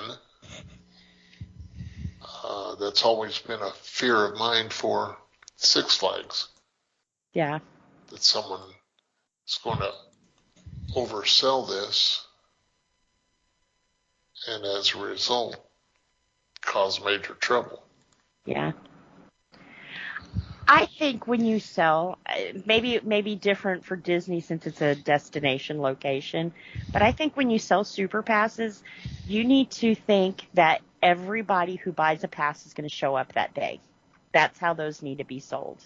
You know, if you True. can't accommodate everybody showing up at once, don't sell that many. At some point, you got to tell them no. If we sell 2,000 this year, like I said, once again, numbers way off. We sell 2,000 this year, and only 5 families can get in. There's got to be a compromise there, but they're just pushing it out. They can't. They're sell. Well, you've got to remember too that they don't have to tell people no. Yeah. They Yeah, can let that- someone else that works for them tell Say- people no. That little cashier down there who's got to handle Karen now because they drove all the way from Denver. Mm-hmm. And the moose should have told them that the park was closed. Nice. I think he could have phrased some of what he said differently. It made it sound like he was hating on the super fans. And that's your bread and butter. You could turn into a demon and your super fans are still going to show up for you. You don't want to piss them off. That's your backbone. Apparently, he Everything doesn't else is mind. bonus. Yeah. He's Well, absolutely certain that there are so many of them that if he pisses half of them off, they'll still be rolling in dough. Yep. And he takes care of his problem he was having. Mm-hmm. Well, you got to remember this guy was brought in to fix things and make sure they're rolling in dough. So that's what he's trying to do. Mm-hmm. And he's not trying to make friends with everybody. And obviously by those comments, yeah. Not at all. But one part I did find interesting in this in this interview too, they asked him about Scarlett Johansson, and he said that he was part of the negotiations on, handling that, and that their camp has talked to her camp, and they couldn't be happier with each other right now. So hopefully Disney made right for her. Okay. Yeah. I'll read it when I see it. That's But what okay. she's Well, supposed to appear in another movie for that. So Her production company had something. They had some kind of agreement or some such. But yeah. Well, and plus the fact that Disney doesn't like bad PR, and this was bad PR for mm-hmm. Well- Whether it was right or not, I mean, that's not for us to decide. But it was bad PR. It made them look bad, which is not what they want to do. And it was actually something they could control and take care of. You know, some of the other stuff that people are upset with Disney right now is out of their control. And this was actually something they can say, we can take care of this. You know, this other stuff, we can't. You know, there's no winning side, but this, there is. And hopefully, like I said, they did her right. And with the new movie coming up, I sure hope that she had her lawyers pour over that contract. So this doesn't happen I again. imagine, given the situation, she must have. Mm-hmm. Yeah. Probably got a little overpaid on this project too. I would want it, you know. You ain't screwing me a second time. Right. Now, locally, there's a theater chain that is offering passes for $20 a month. You can go see. So far, all they've told me is you can go see whatever you want. Huh. Kind of like And Movie you Pass was. Yeah. Who's doing that now? Alamo. Mm. So it may. It's not that they're. I don't think they're going to get overrun by customers. Yeah. But you have to think about that, just like you had said earlier, Liz. You need to know Yeah. how many are expected. Because if you sell 1,000 passes, then you better be ready for 1,000 people for showing. And especially if you have some kind of major event come up, you know. Well, I got a feeling it's going to be similar to other situations where you can go see this movie, but you're going to have to wait for the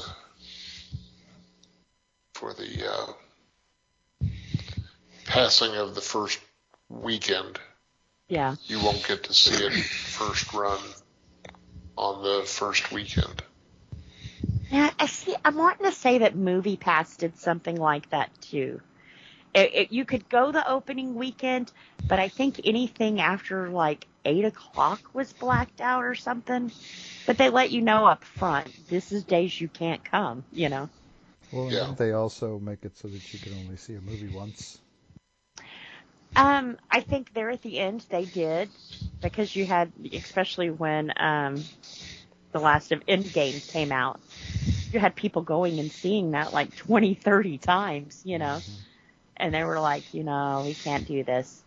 And I think they also limited it to where you could only watch 4 movies a week, I think. I could be wrong on that. But they did start limiting the number of movies you could see and when. And then they made money off of people like me who bought the pass, because you use it just one time that month, you're making your money back. But then some months we wouldn't use it at all, you know. Right. Yeah. So they made their money off me. All right. For me, I actually have 2. I'm bringing 2 to the table because both of them surprised the hell out of me, and I'm happy to see them. One I did post in Discord. The other one I did not. So I'm going to go with the one that I posted on Discord first.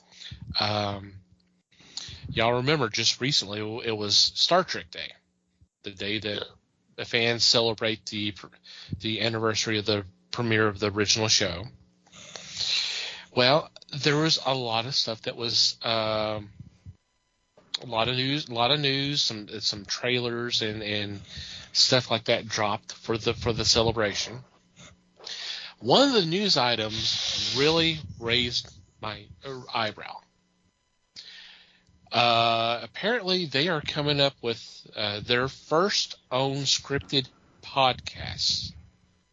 Did you guys see this? Yeah. The story is written and it's being executively produced by Nicholas Meyer.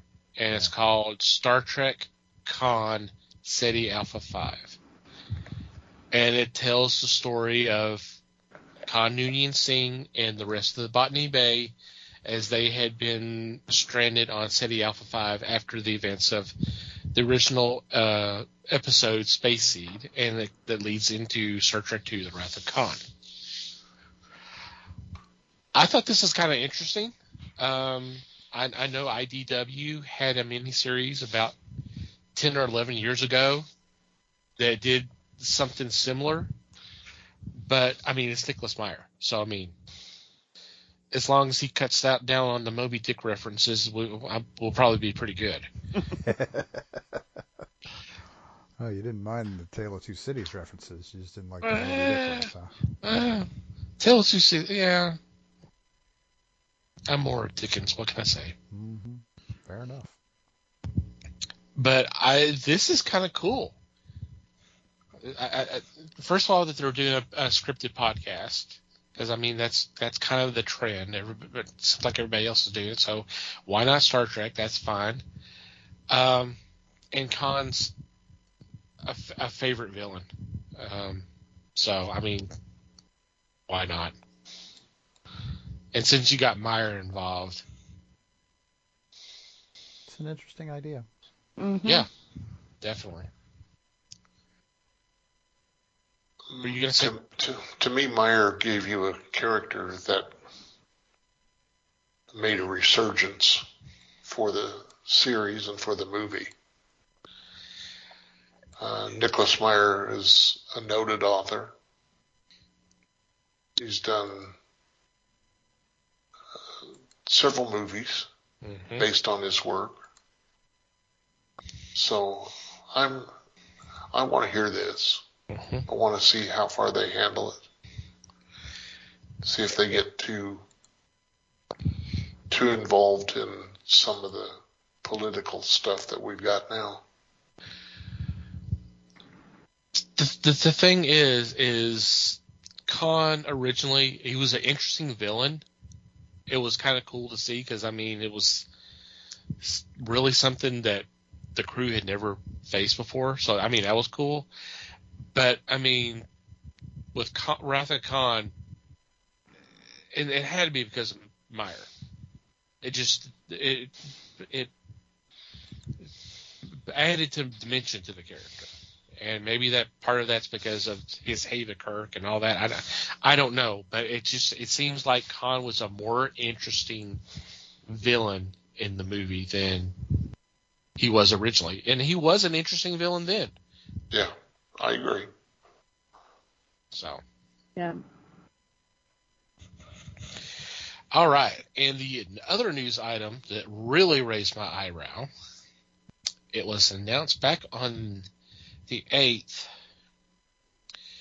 and this is going to happen just before the film's 50th anniversary, that Dark Horse has acquired the license to publish comics based off of the Rocky Horror Picture Show.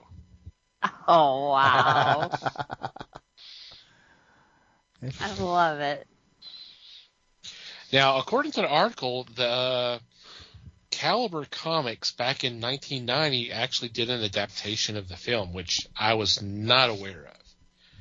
But it's going to be interesting to see what Dark Horse does with this. I mean, I'm assuming they're going to do more than just, hey, let's do the adaptation of the movie. Let's do a little expansion, that kind of stuff, and feature some of the characters in different stuff. So that's got to be the plan. But I thought this was so cool. Where they came from before they were just in the house, right. You know, where they were going home to. That'd be cool. So I like it. Woohoo! So it's based on the picture show? The movie, and not the play?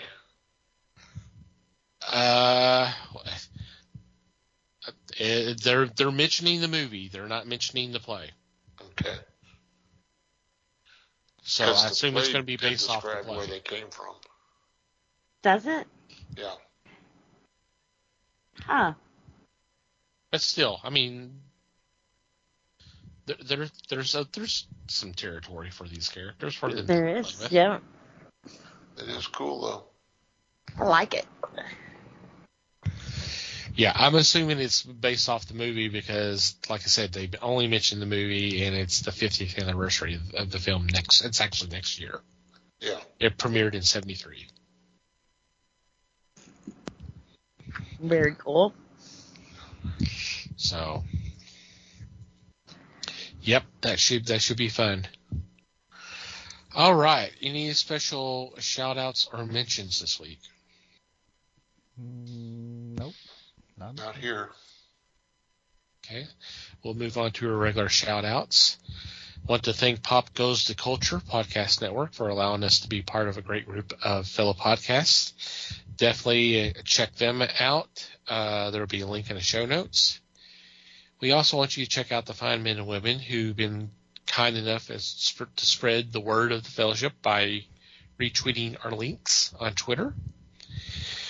And for the way for you to check them out is to do a search, #PodernFamily, one word. Just scroll through whatever catches your attention. Please click on that link and download that episode. And we hope you have a great time listening to them. Thank you guys as always. Excuse me. Wanted to thank Manny the Martyr for supplying music to the podcast. We'll have a link in the show notes where you can check out their music. And finally, dear listener, we appreciate you downloading and listening to today's episode. We value feedback.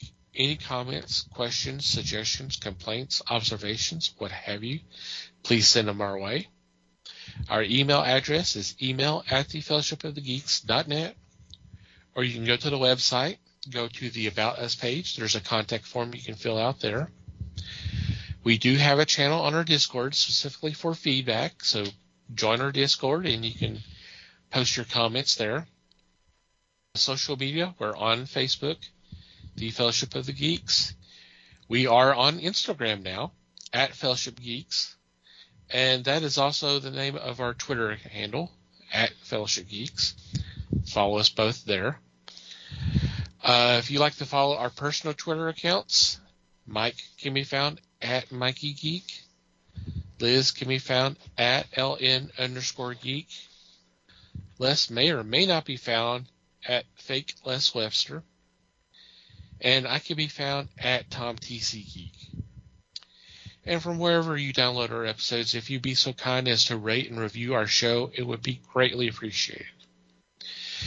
Anything before we say goodbye for 2 weeks? Because remember, no new show next week. Yep. Just thanks, everybody. No, thank you, everybody. Send us your castings on the sites. Yeah. Yeah. Thank you for listening, everybody. We do appreciate the support as always. Until next time, geek on, my friends.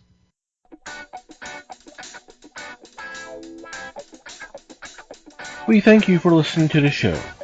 Comments, suggestions, and questions can be sent to email@thefellowshipofthegeeks.net. You can follow us on Facebook @The Fellowship of the Geeks and on Twitter @Fellowship Geeks. Until next time,